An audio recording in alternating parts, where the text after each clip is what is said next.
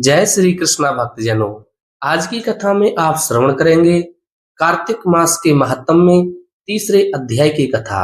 आप भक्तजन कथा को श्रद्धा पूर्वक श्रवण करिए। उससे पहले यदि आप हमारे चैनल पर पहली बार ही कथा श्रवण कर रहे हैं तो आपसे विनती है, कृपया आप हमारे चैनल को जरूर सब्सक्राइब करें।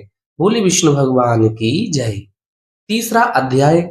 आगे की कथा में सत्यभामा बोली, हे प्रभु, आप तीनों काल स्वरूप और काल के सभी भाग सम हैं, फिर कार्तिक मास उत्तम क्यों है? प्रभु, तिथियों में एकादशी और महीनों में कार्तिक का महीना ही आपको प्रिय क्यों है? श्री कृष्ण बोले, हे प्रिय, एकाग्रचित होकर वेणु के पुत्र प्रथु और महर्षि नारद का संवाद सुनो।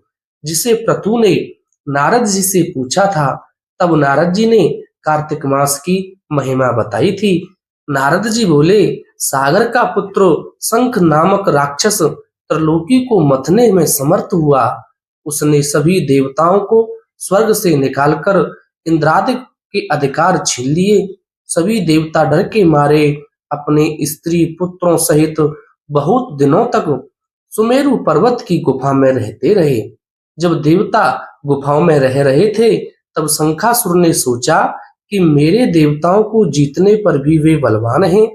ऐसा मालूम होता है कि ऐसा वेद मंत्रों से युक्त होने के कारण है, अतः वेद मंत्रों के हरण से वे बलहीन हो जाएंगे। यह सोचकर वह असुर विष्णु भगवान को नींद में देख स्वयंभू ब्रह्मा जी के लोक से वेदों को निकाल चलने को तत्पर हुआ। तब वे भय के कारण यज्ञादि के मंत्र और बीजों सहित जल में प्रवेश कर गए। तब तो शंखासुर भी उन्हें ढूंढता हुआ समुद्र में घूमने लगा, परंतु वेद कहीं भी प्राप्त न हुए। पीछे से ब्रह्मा जी सभी देवताओं को संग लेकर पूजा सामग्री इकट्ठी कर बैकुंठ में विष्णु भगवान की शरण में गए। वहां उनके जागने के लिए सब देवता गाने बजाने लगे और गंध धूप देने लगे।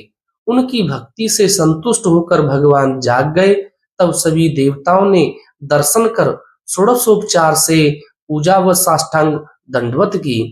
तब भगवान विष्णु उनसे कहने लगे, हे देवताओं, मैं तुम्हारी पूजा आदि मांगलिक कार्यों से प्रसन्न हूँ और तुम्हारी अभिलाषा पूर्ण करने का वरदान देता हूँ।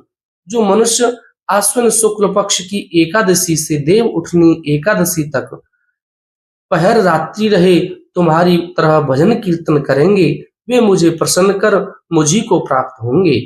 मेरे लिए लाए हुए पाद्य अर्घ आचमन आदि अन्नत गुण होकर तुम्हारे सुख का कारण होंगे। शंखासुर द्वारा हरण किए हुए जल में स्थित वेदों को मैं शंखासुर को मार कर लाऊंगा। अब वे बीज मंत्रों सहित सब वेद प्रतिवर्ष कार्तिक मास में सदा जल में निवास करेंगे। मैं आज से जल में रहूंगा, तुम लोग भी संपूर्ण मुनियों सहित मेरे साथ आओ। इस लोक में जो मनुष्य प्रातः काल स्नान करते हैं, वे अज्ञात अमृत स्नान का फल प्राप्त करते हैं। जो कार्तिक में व्रत करते हैं, उनको हे इंद्र तुम मेरे लोक में पहुंचाना।